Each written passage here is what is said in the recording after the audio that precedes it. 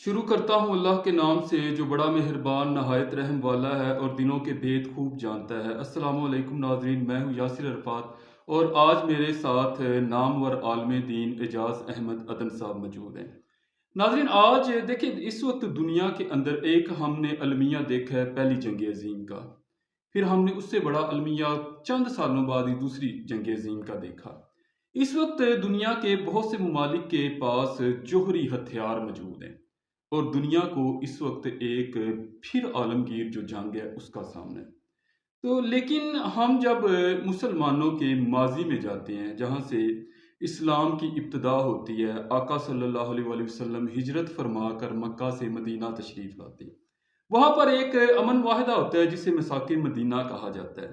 इस अमन वाहिदे की ख़ास बात ये थी कि ये अंसार व महाजरीन के दरमियान भी इसकी शराइत थी और यहूदियों के साथ भी ये अमन वाहिदा था।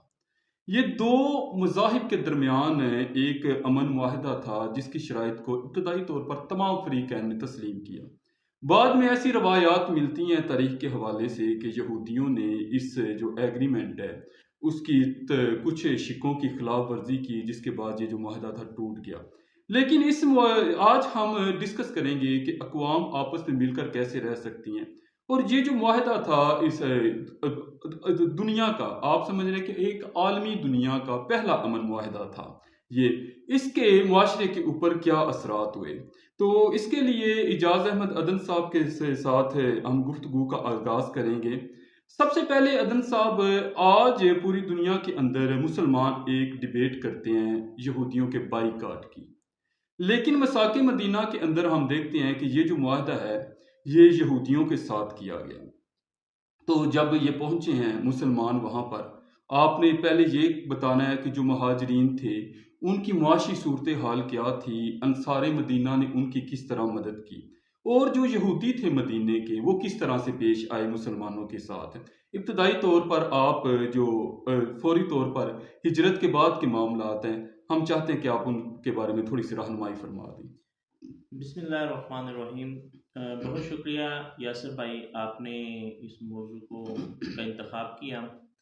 ये रसूलुल्लाह सल्लल्लाहु अलैहि वसल्लम की हिकमत अमलियाँ हैं कि आका अलैहिस्सलाम जब मक्का से मदीना मुनव्वरा तशरीफ़ लाए तो आपने एक ऐसा अंदाज़ इख्तियार किया जिससे आते ही रसूलुल्लाह सल्लल्लाहु अलैहि वसल्लम को आलमी सतह पर एक लीडर जो है वो मान लिया गया। दो अहम काम जो यहाँ इजाज़ साहब, आलमी लीडर तो आका सल्लल्लाहु अलैहि वसल्लम को उनके दुश्मन भी मानते थे मक्का के, हालांकि अबू जहल भी आपकी सदाकत का जो था वो कायल था। रसूलुल्लाह सल्लल्लाहु अलैहि वसल्लम की जो ज़ाती हैसियत थी उस एतबार से तो मुशरिकीन मक्का भी आप सल्लल्लाहु अलैहि वसल्लम के कायल थे, और दुश्मनों की नबूवत से पहले भी और नबूवत नबूवत के से बाद पहले भी। भी और नबूवत जी के जी, बाद भी। ठीक हो गया, ठीक लेकिन हो गया। ये जो है ये पहले रिटर्न वायदे हुए हैं जिस बिना पर रसूलुल्लाह सल्लल्लाहु अलैहि वसल्लम को इंटरनेशनल या आलमी सतह पर जो है वो एक कायद की हैसियत से उन्हें मानना पड़ा। दो बुनियादी काम जो आप सल्लल्लाहु अलैहि वसल्लम ने किए, एक मुआखात मदीना है, दूसरा मिसाक मदीना है। ठीक है। मुआखात मदीना रसूलुल्लाह सल्लल्लाहु अलैहि वसल्लम का वो अमल था जिससे मुसलमानों की सफ़ों के अंदर इत्तेहाद पैदा हुआ। ठीक है। क्योंकि जब मुहाजिरीन मक्का से मदीना मुनव्वरा तशरीफ़ लाए तो उनकी हालत ऐसी थी कि वो अपना हर चीज़ जो है वो मक्का के अंदर छोड़ कर आए हैं बेसर सामानी के आलम में वो मदीना तो मुनव्वरा। जान भी बचा कर निकले, जिसका जैसे वक्त लगा, जैसे जो टाइम उन्हें मिला वो वहां से निकले, उनके पास कुछ भी नहीं था। उनके पास ये कुछ तो भी नहीं था। ठीक हो गया। अब इस सूरत अच्छा, में ये जो है ये कुर्बानी हो गई महाजरीन मक्का की दीन के लिए। मुहाजिरीन अब ठीक हो। मुहा अब जब वो मदीना पहुंचे महाजरीन, तो अंसार ने किस तरह की कुर्बानी पेश की। अब वही मुआखात जो है जो रसूलुल्लाह सल्लल्लाहु अलैहि वसल्लम ने हज़रत अनस बिन मालिक रज़ियल्लाहु तआला अन्हु के घर पर एक मुसलमानों के दरमियान भाईचारे का रिश्ता कायम किया।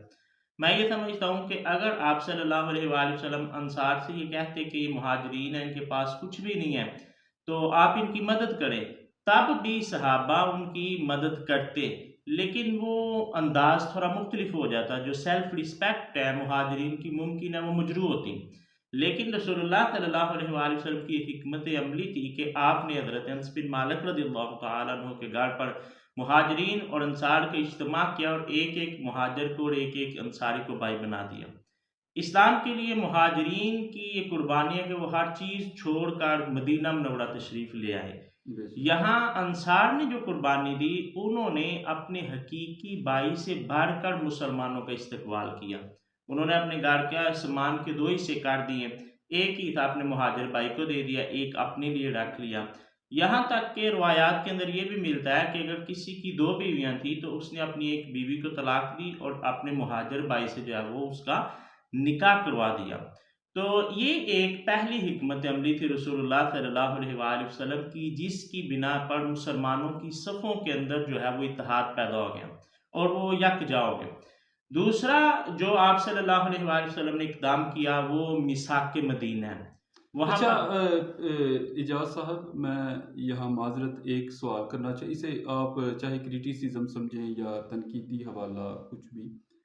इतना खूबसूरत माजी मुसलमानों का, मवाख़ात मदीना जिसकी आप बात कर रहे हैं कि उन्होंने आपस में बागात बांट ली, अपनी जायदादें बांट ली, सब कुछ बांट लिया, हत्ता कि अज़वाजी हकूक़ फ़राइज़ के लिए भी उनको मौका फ़राहम किया। आज तो मुसलमानों के अंदर ये आम हो चुका है कि फ्रंट दुकान के लिए या नुक्कर वाले प्लाट के लिए भाई भाई का खून कर देते हैं। यूरोप के अंदर इसकी मिसालें ज़रा कम मिलती हैं। मुसलमानों ने क्या अपने माजी से कुछ नहीं सीखा, या अब ये दीन से दूर हो गए हैं, या ये दीन की तरफ आना नहीं चाहते? इसके क्या असबाब हैं? जी असल में ये बात सिर्फ ज़ाती हैसियत में नहीं बल्कि ये कौमी सतह पर भी ये मामला दरपेश है कि एक तो जो आपने मिसाल दी वो ज़ाती है ना, कि लोग आपस में भाइयों के साथ झगड़ा करते हैं। इंटरनेशनल लेवल पर भी मुसलमानों की सफ़ों के अंदर अब वो इत्तेहाद जो है वो हमें नज़र नहीं आता। जैसे वो कहते हैं ना, अख़ुवत इसको कहते हैं कि चुभे कांटा जो काबुल में, तो हिंदुस्तान का हर पीरो जुआं बेताब हो और जाए। आज जो काबुल के साथ हालात हैं, जो ताल्लुकात हैं हमारे, तो वो भी आपके सामने हैं। डेली बेसिस पे एक दूसरे के खिलाफ प्रेस कॉन्फ्रेंसेस हो रही हैं, जबकि हम देख रहे हैं जो मुसलमान ममालिक, अगर कोई गैर मुसलमान हमसाया मुल्क है जैसे पाकिस्तान का चीन है, तो उसके साथ ताल्लुकात अच्छे हैं। भारत के और अफगानिस्तान के आपस में ताल्लुकात उनके उन दोनों के ठीक हैं, लेकिन पाकिस्तान और अफगानिस्तान के ताल्लुकात ठीक नहीं हैं। तो असल में मुसलमान जो है उन्होंने कुरान की तलीमात को फरामोश कर दिया है। अगर मुसलमान कुरान की तलीमात को समझते तो उन्हें ये बात समझ में आती कि मुसलमानों का इत्तेहाद मुसलमानों के साथ ही हो सकता है। कुरान पाक में कई मुकामात पर अल्लाह ताला ने इस चीज़ की मजम्मत बयान किया है कि मुसलमान जो उम्मीदें गैर मुस्लिम से लगा लेते हैं। आप देखें मुसलमानों पर जब भी सख्त हालात आए हैं, जब भी जंगी सूरत हाल बनी है, तो ना चाइना हमें उन मैदानों के अंदर दिखाई दिया, ना हमें अमेरिका जो है वहाँ दिखाई देता है। तो ये इत्तेहाद तब ही मजबूत हो सकता है जब मुसलमान जो है वो आपस में मुत्तहिद हों। और मैं ये समझता हूँ कि ये जब खिलाफत उस्मानिया का खात्मा किया गया, उसके बाद डिवाइड एंड रूल आ गया। पहले लोग बात करते थे इस्लाम की, मिल्लत की और इत्तेहाद की, उसके बाद मुल्की मफादात जो है वो सामने आ गए। अब हम अपने आप को मुस्लिम बाद में कहते हैं, पाकिस्तानी पहले कहते हैं। अगर कोई शख्स पाकिस्तान के खिलाफ बात करता है तो उस पर गद्दारे वतन का जो है वो हुक्म सादर हो जाता है। लेकिन अगर कोई इस्लाम के खिलाफ बात करता है तो हम कहते हैं कोई बात नहीं, ये उसकी अपनी जो है वो इजहार आज़ादी राय है, वो ये बात कर सकता है। इजाज़ साहब, आपको नहीं लगता कि कुरान से दूर करने में ये जो ओवरऑल मजहबी जमातें या हमारे जो कुछ मजहबी ऐसे रहनुमा थे, उन्होंने ये बुक्स ही इतनी ज़्यादा लिख ली हुई हैं कि लोग कुरान से दूर हो गए हैं। आप इसके अंदर मजहबी क़यादत को ज़िम्मेदार ठहराएंगे कि कुरान से दूर करने में मुसलमान को ज़्यादा कॉम्प्लिकेटेड बनाने में ये किरदार है मजहबी जमातों का? आप देखें कि सिर्फ पाकिस्तान के अंदर हज़ारों की तादाद में मजहबी जमातें मौजूद हैं। अब तो हर मोहल्ले और गली की एक मजहबी जमात और अलग से स्कूल ऑफ थॉट आ रहा है। तो इसके अंदर अपने ही किरदार नहीं है? जी असल में ये सिर्फ मज़हब के अंदर नहीं, हर शोबे के अंदर ये मसाइल जो है मौजूद है। आप सियासत के अंदर देखें तो सियासत में भी पहले वतन की पहले बात होती, बाद में अपनी पार्टी की बात होती थी। लेकिन अब अपनी पार्टी की जो बात है वो पहले है, चाहे मुल्क जो है वो जिस मर्जी सीमत के अंदर जो है वो चला जाए। यकीनन मजहबी लोगों में भी ऐसे लोग हुए कि जिन्होंने इत्तेहाद की बजाय अपनी जो है वो शख्सियत पसंदी को उभारा, जिसकी वजह से आज मुसलमानों की सफ़ों के अंदर हमें ये बात नज़र आती है कि इत्तेहाद की बात करने वाले लोग भी बहुत हमें कम जो है वो दिखाई देते हैं। अच्छा, आपने यूरोप और चाइना की मिसाल पेश की। मेरे कुछ जर्नलिज्म के क्लास फेलोज थे जो यहाँ पर यूनिवर्सिटी के अंदर, उनमें से कुछ का चाइना जाना हुआ है, तो वो कहते हैं कि यहाँ पर हालात बहुत बेहतर हैं, मजहबी आज़ादी भी है, वो जुमा पढ़ने भी जाते हैं। इसके बाद आपने यूरोप की बात की है। दुनिया के अंदर जब भी कहीं भी मुसलमान के ऊपर जुल्म होता है या किसी और अकवाम के ऊपर जुल्म होता है, तो हमने देखा है इंसानी हकूक के नाम पर सबसे पहले आवाज़ यूरोप उठाता है। तो क्या ये आप देखिए कि बहुत से मामलात हुए हैं, मैं नॉमिनेट नहीं करना चाहता, मुसलमानों ने इब्तदाई तौर पर बयान दिया फिर खामोश हो गए। लेकिन हमने देखा कि मगरबी ममालिक की जो तंजीमें हैं उन इलाकों के अंदर मुसलमानों की बाकायदा इमदाद भी करती रही हैं। और पाकिस्तान के अंदर भी अगर जब कोई भी सियासी जमात ये क्लेम करती है कि उसके राइट्स को मुतासिर किया गया, इंसानी हकूक की खिलाफ वर्जी होती है, तो सबसे पहली आवाज़ यूरोप से आती है। हमारी मजहबी क़यादत या सियासी क़यादत जो मुसलमानों की है ओवरऑल पूरी दुनिया की बात कर, वो इंसानी हकूक के ऊपर खामोश क्यों है इस वक्त? अच्छा, एक बात तो ये है कि हाथी के दांत दिखाने की ओर है और खाने की ओर। अगर ये जुल्म सितम की हम बात करते हैं, लाशें गिराने की बात करते हैं, तो ये करने वाले भी वही लोग हैं। आप देखें, जब भी मज़म्मती करारदाद अक़वाम मुत्तहिदा के अंदर पेश हुई है गज़ा के हवाले से, तो वीटो करने वाला अमेरिका है। अमेरिका जो है वो कहता है नहीं, हम इसकी मज़म्मत जो है वो नहीं करते। दूसरी बात ये है कि अब अमेरिका के बहुत ज़्यादा फौजी अड्डे मुसलमान ममालिक में मिडल ईस्ट के अंदर मौजूद हैं। मुसलमानों के साथ उसकी तजारत बहुत ज़्यादा है। कतर को देख लें, तुर्की को देख लें, सऊदी अरब को देख लें, ठीक है। तो क्या ये तमाम मुसलमान ममालिक जो तेल सप्लाई करते हैं अमेरिका को, उसके ऊपर इतना प्रेशर नहीं डाल सकते कोई इस करारदाद को वीटो ना करे? वो मैंने बात इब्तिदा में बता दी है कि ये मामला जो है डिवाइड एंड रूल पे आ चुका है कि जब हमने अपने मुल्क की मुफाद को पहले रख लिया है, तो फिर हम इस्लामी मुफाद को पीछे छोड़ रहे हैं।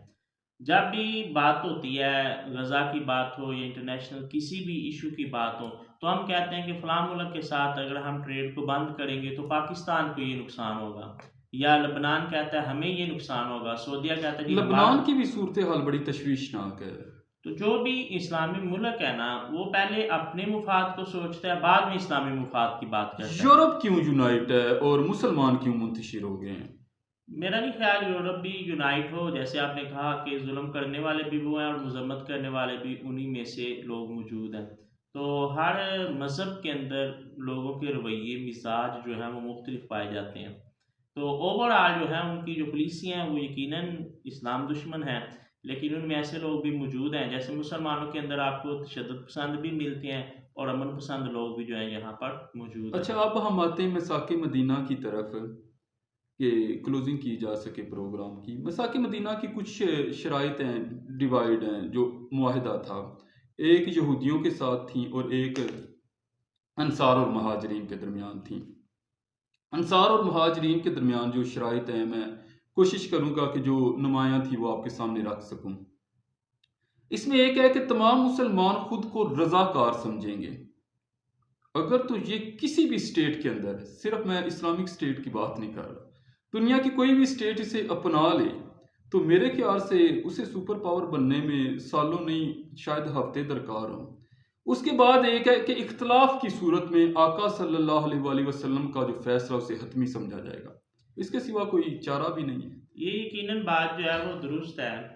जब हम रसूलुल्लाह सल्लल्लाहु अलैहि वसल्लम की ज़ात को मरकज़ मान लेंगे, तो फिर बेशक। हमारी अपनी सफ़ों का इंतशार भी ख़त्म हो जाएगा।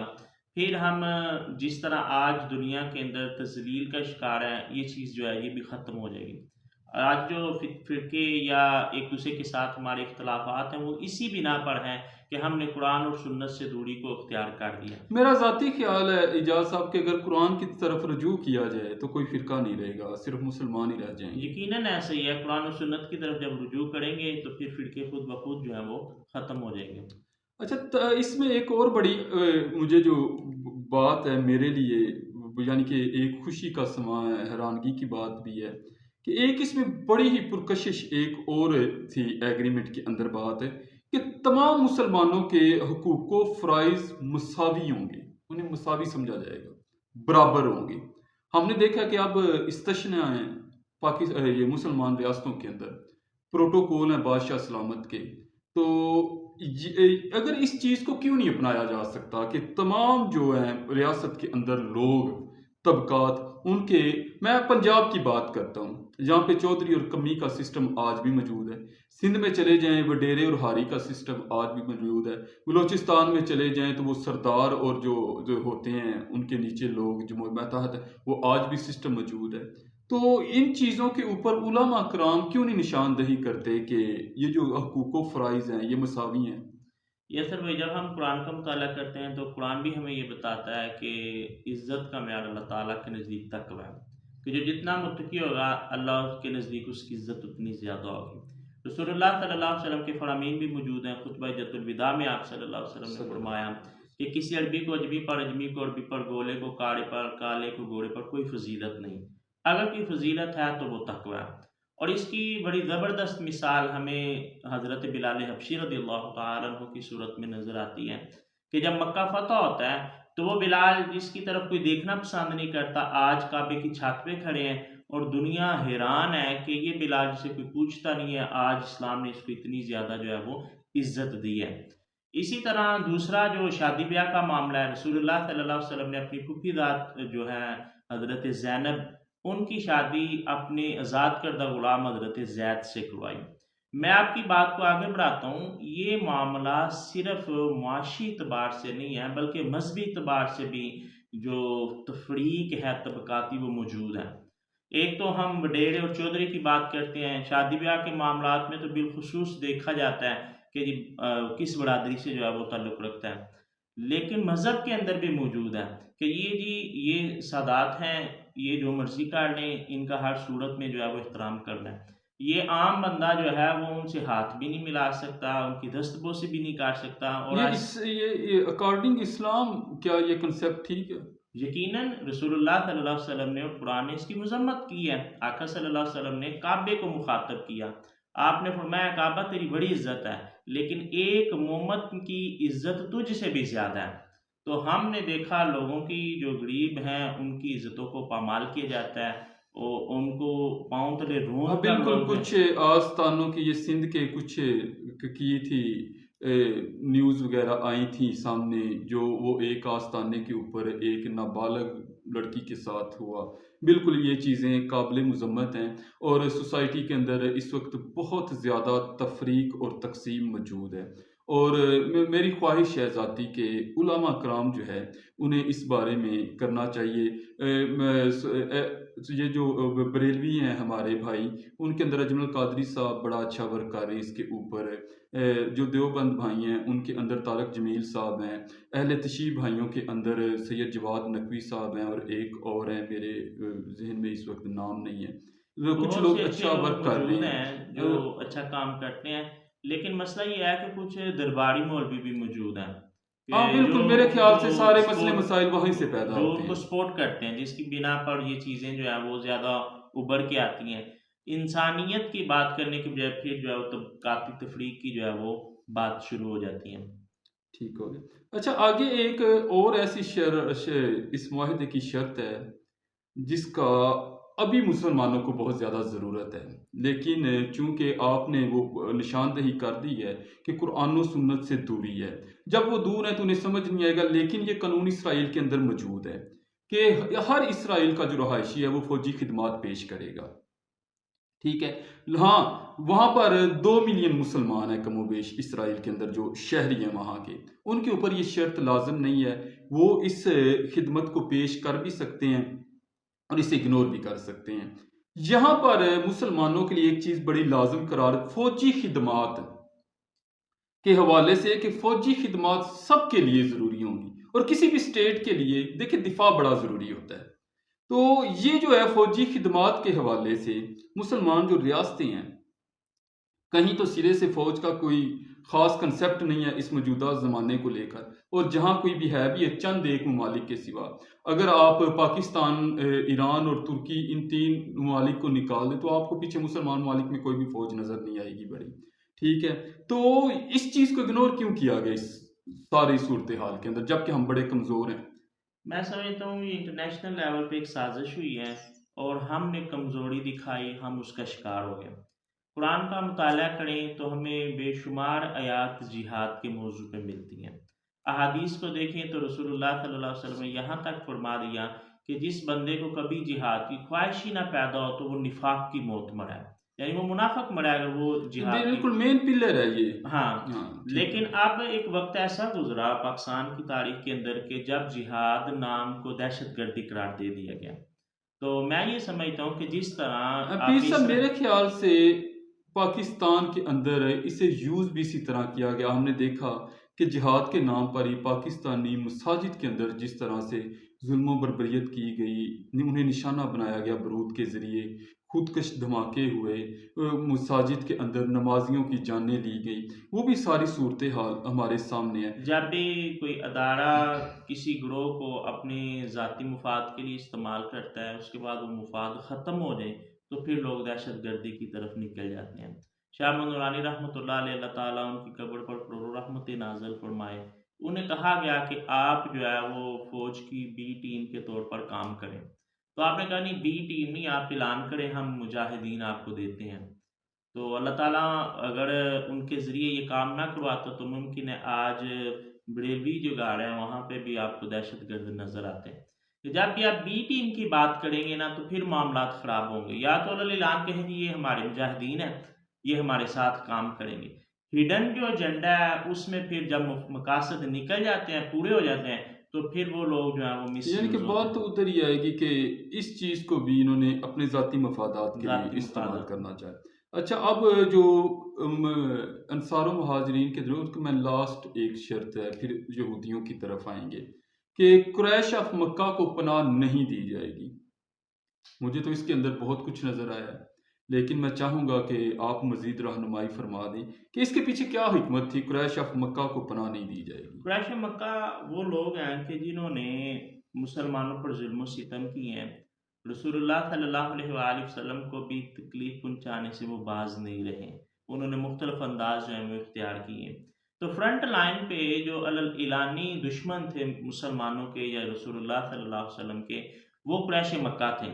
इस बिना पर इस माहदे के अंदर खसूसियत के साथ उनका जिक्र हुआ कि कहीं उनके साथ मिलकर कोई साजिशें ना करें। यानी कि वो मदीना में आकर कोई फसाद ना बर्पा तो करे। हुआ भी इसी तरह ना, जब जो हम्म, यहूद के साथ मुआहदे टूटे हैं उसकी बिना भी इनके साथ जो ताल्लुकात हैं कुरैश मक्का के साथ, अच्छा उन्होंने अच्छा। अब्दुल्ला बिन उबई के साथ ताल्लुकात को कायम किया। गज़वा बदर हो, गज़वा उहद हो, खंदक हो, हर जगह पर हमें हम्म। मुनाफिकीन का किरदार और मुशरिकीन मक्का के साथ उनके मरासम जो है वो नज़र आते हैं। इसी बिना पर फिर एक एक करके इन तीनों कबीलों के साथ जो है वो मुआहदा टूटा और उन्हें मदीना से जो है वो निकाला अच्छा, गया। आज हम देखते हैं कि यहूदियों देखिए, एक तो बात जो कुरान ने पैरामीटर तय कर दिए हैं, उनकी सिर्फ अतात की जा सकती है, उन्हें माना जा सकता है, उनके ऊपर बहस व मुबाहिसा नहीं हो सकता, हमने बस सर तस्लीम खम कर देना है। यहाँ जो यहूदियों के साथ शराइत तय की गई थी मिसाक मदीना जो अमन माहिदा था उसके हवाले से, कि मदीना में रहते हुए यहूदियों को मजहबी आज़ादी होगी। मैं ये समझता हूँ कि कोई भी रियासत जो है वहाँ पे जो नान मुस्लिम अक़लियत है उसको मजहबी आज़ादी होनी भी चाहिए और इस्लाम ने भी दी। हज़रत उमर फ़ारूक रज़ियल्लाहु ताला अन्हु के फुतूहात का ज़माना हो, वहाँ पर भी आप जो भी गवर्नर भेजते उसको ये बताया जाता कि ना उनके गिरजाघरों को गिराया जाए, ना जो हिंदू हैं उनके मंदिरों को यानी कि किसी अकलियतों को पूरी तरह तहफ़्फ़ुज़ दिया पूरी जाएगा। तरह तहफ़्फ़ुज़, चाहे वो सोसाइटी के एतबार से हो, चाहे वो मज़हब के एतबार से हो, अच्छा। जब तक कि वो हमारे इस्लाम के अगेंस्ट काम नहीं शुरू कर देते। अच्छा, ये तो कहा गया है कुरान में कि आपने इनके ऊपर ट्रस्ट नहीं करना। ये भी कहीं मिलता है कि इनका बाइकआउट कर देना बिल्कुल।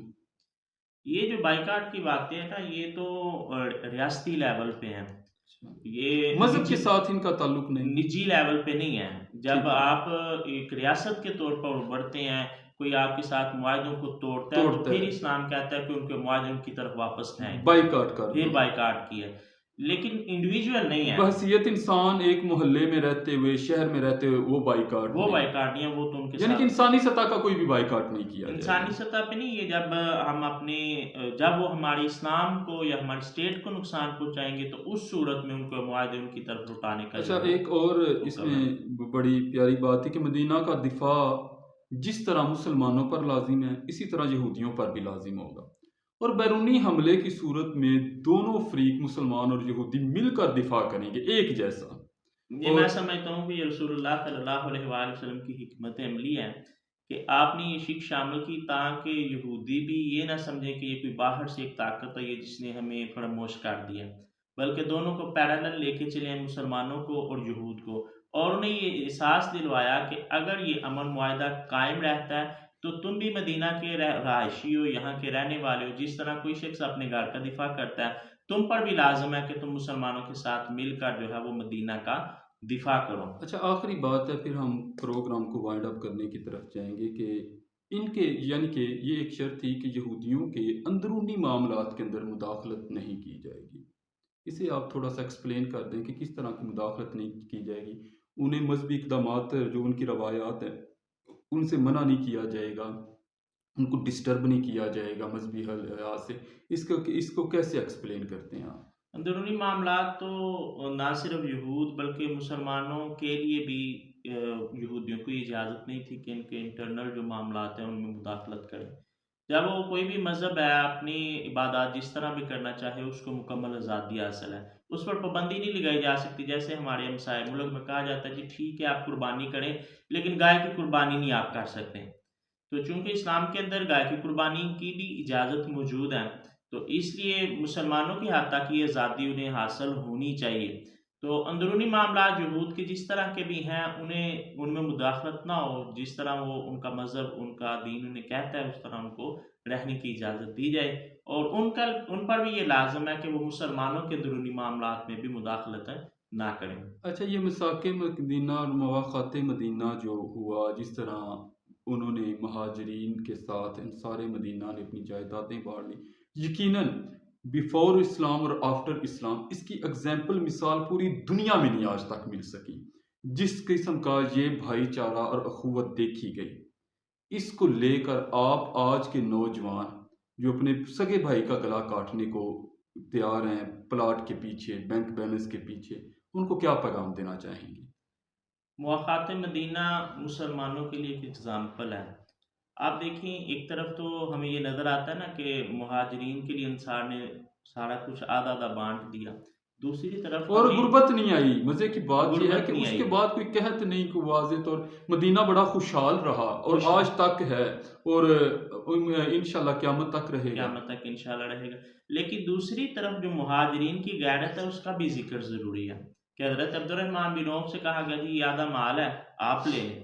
तो आपने कहा नहीं मैं ताजिर आदमी हूँ, आप मुझे सिर्फ़ बाज़ार का रास्ता बता दें। माशाअल्लाह। और तारीख गवाह है कि जब हज़रत अब्दुर्रहमान बिन औफ़ का विसाल होता है तो लाखों दिरहम और दिनार उनके पास मौजूद थे। अल्लाह ताला ने उनके कारोबार के अंदर इतनी बरकत दी। बेशक। जब उनमें गैरत हुई, जब दूसरी तरफ बंदा कहे जी ठीक है ये मेरा भाई कर रहा है तो अब यही करे, मुझे करने की ज़रूरत नहीं है, तो इस तरह भी मुआशरा जो है वो तरक्की की राह पर गामज़न नहीं हो सकता। आज के नौजवान के बारे में, जो फैमिलीज़ हैं, जो इस जो मालो दौलत के फितने के अंदर, तलब के अंदर तबाह हो गई हैं, भाई भाई का दुश्मन है, आखिरी मैसेज उनके लिए? ये फैमिली सिस्टम जो है इसमें हर बंदे को अपनी ज़िम्मेदारी का एहसास करना चाहिए और अपना किरदार जो है वो अदा करना चाहिए। अगर बड़े शफ़क़त का हाथ रखें तो छोटों को भी चाहिए कि वो अपनी ज़िम्मेदारी को पूरी करें। एक बंदे पर ये ज़िम्मेदारी नहीं है कि एक बंदा ही पूरे ख़ानदान का पेट पाले, हर बंदे की ये ज़िम्मेदारी है। जब हर बंदा काम करेगा तो फिर इतनी दिक्कत और परेशानी का सामना जो है वो नहीं करना पड़ेगा। जी, आपकी रहनुमाई का बड़ा शुक्रिया। दुआ गो हैं कि बिलखसूस देखें जो नौजवान हैं, वो किसी भी कौम और किसी भी उम्मत के, जो वो समझ लें डॉक्टर और हकीम होते हैं, उम्मत की जो निजात होती है, जो उम्मत की तरक्की होती है, कौमों की अरूजो ज़वाल होते हैं, वो नौजवानों के किरदार के साथ मुंसलिक होते हैं। अल्लाह पाक हम सब को कुरान और सुन्नत के साथ मुंसलिक होने का जो है वो तौफ़ीक अता फ़रमाए। अपना ख्याल रखिएगा। अगर आपको ये वीडियो अच्छी लगी है तो इस पैगाम को दूसरों तक भी पहुँचाइएगा। अल्लाह हाफिज़।